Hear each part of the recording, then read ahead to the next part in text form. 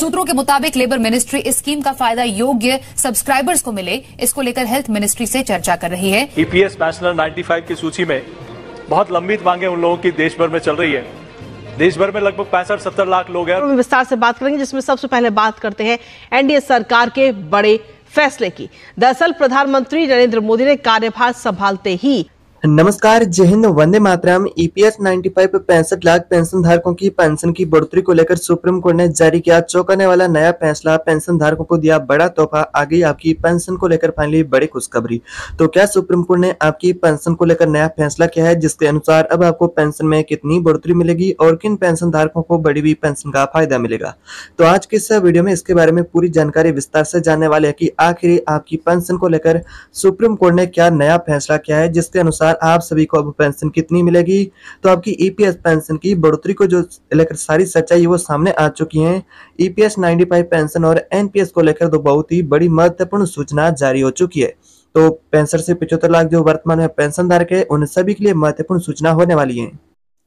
तो आप सभी की ईपीएस पेंशन को लेकर बहुत बड़ी महत्वपूर्ण अपडेट मिली है कि ऐतिहासिक फैसला आपकी पेंशन को लेकर हुआ है। एक साथ 2 पेंशन धारकों को मिलेंगे बहुत बड़े तोहफे। तो ईपीएफओ का आदेश पेंशन का भुगतान अगले 4 दिन में होने वाला है। तो इसको लेकर लिस्ट भी जारी हो चुकी है।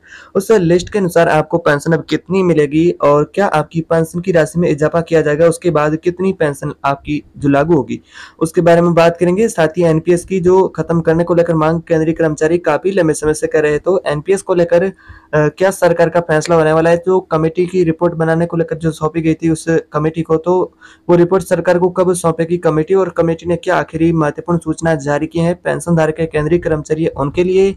साथ ही जो ईपीएस 95 पर 65 लाख पेंशन धारक है, वो काफी लंबे समय से मिनिमम पेंशन की ईपीएस की राशि जो 1000 रुपए की मिलती है उसे बढ़ाने को लेकर मांग कर रहे थे।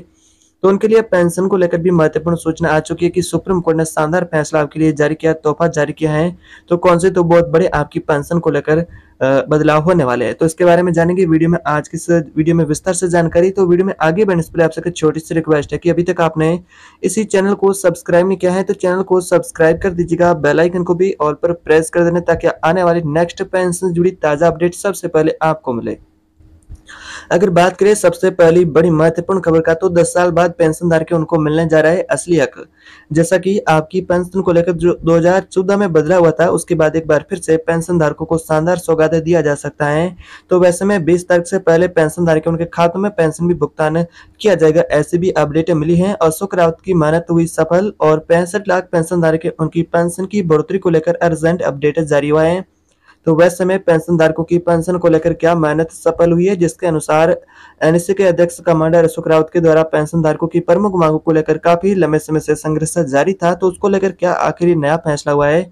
तो वैसे में वित्त मंत्रालय के द्वारा पेंशन के बजट को लेकर महत्वपूर्ण सूचना जारी हुई, जिसके अनुसार 20 तारीख से अब सभी के खातों में आने वाली है पेंशन। तो ऐसी भी जानकारी मिली है।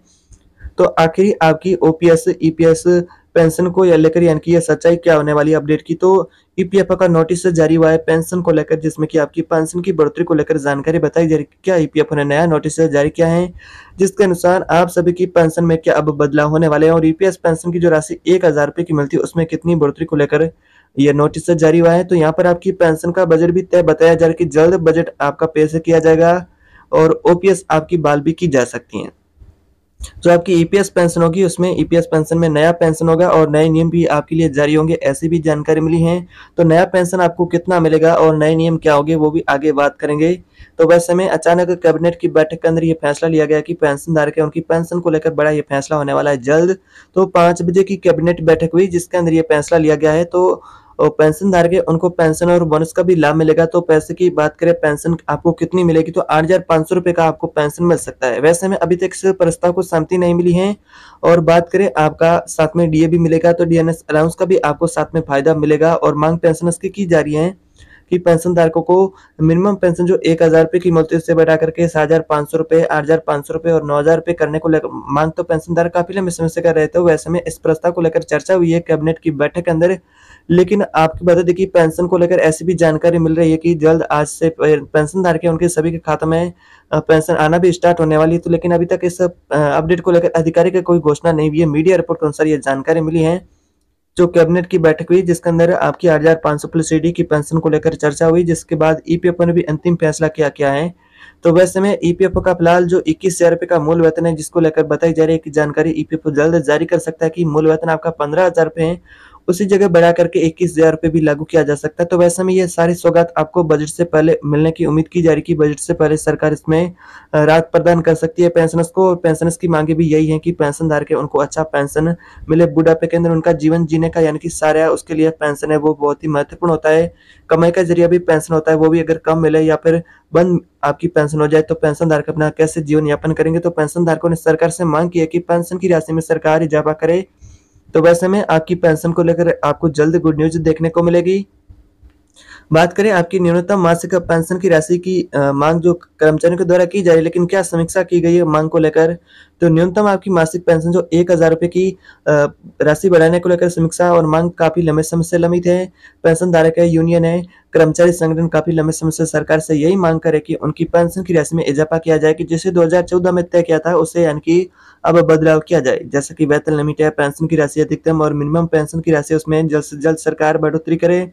पेंशन धारक है और ट्रेड यूनियन है, उन्होंने इस काम से कम यानी कि पेंशन धारक है उनको जल्द से जल्द राहत मिलने की मांग की है और कम से कम पेंशन भी आपकी 1,000 रुपये से बढ़ा करके 2,000 रुपये से 3,000 रुपये करने को लेकर भी अपडेट मिली है। तो कहीं आपकी पेंशन की राशि को दोगुना करने को लेकर भी जानकारी मिल रही है कि पेंशन की राशि को 1,000 रुपये से बढ़ा करके सीधा ही 9,000 रुपये लागू किया जाए, तभी पेंशन धारक उनको एक अच्छा जीवन जीने लायक पेंशन मिलेगी। तो वैसे में आप सभी की पेंशन को लेकर इस तरह की समीक्षा की जा रही है, लेकिन इस सभी प्रस्ताव को लेकर जो पेंशन से जुड़े प्रस्ताव है उनको लेकर केंद्र सरकार ने अभी तक सहमति नहीं दी। अगर केंद्र सरकार सहमति देती है तो सभी पेंशनधारक है उनकी मौज होने वाली है, क्योंकि नई सरकार के गठन के बाद वित्त मंत्री यानी कि निर्मला सीतारमण जब जून के अंत में बजट पेश करेगी तो पेंशनधारक उनको बढ़ी हुई पेंशन का भी तोहफा दिया जा सकता है।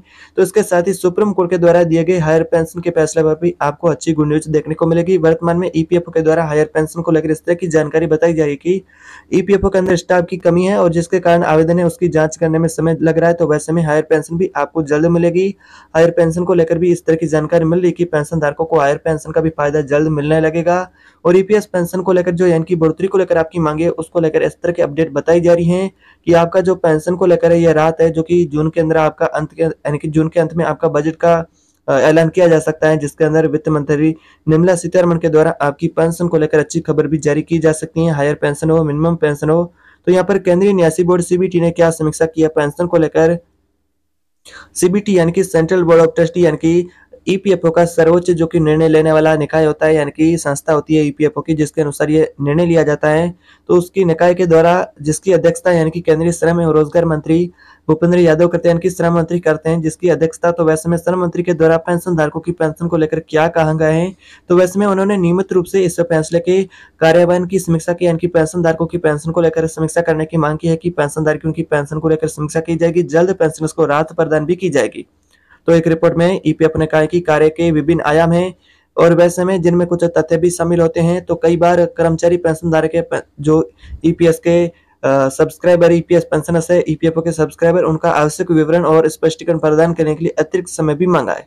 तो वैसे में अब आपका जो बजट से पहले यानी कि समय जो कि अतिरिक्त समय होने वाला है, जिसके अंदर आपको अच्छी राहत देखने को मिल सकती है। उम्मीद की जा रही है कि पेंशन धारकों की पेंशन को लेकर, उनकी लंबित मांगों को लेकर वित्त मंत्री निर्मला सीतारमण पेंशन धारकों को एक बार फिर से शानदार सौगात दे सकती हैं। तो इस प्रकार आपके लिए पेंशन से जुड़ी आज दिन भर की छोटी बड़ी ताजा अपडेट होने वाली है। तो आपकी जो ओपीएस को लेकर बात करें तो ओपीएस को लेकर आखिर क्या निर्णय होने वाला है। तो ओपीएस को लेकर फिलहाल देखा जाए जो आपका पेंशन को लेकर प्लान इस तरह का भी बताया जा रहा है कि जो आंध्र प्रदेश का पेंशन का मॉडल है जिसमें मिश्रित पेंशन है, जो कि आपकी पेंशन लागू की जा सकती है, इस तरह की विचार किया जा रहा है। लेकिन केंद्र सरकार ने अभी तक इस फैसले को लेकर स्पष्ट नहीं किया है कि आंध्र प्रदेश के मॉडल के अनुसार ही आपको पेंशन मिलेगी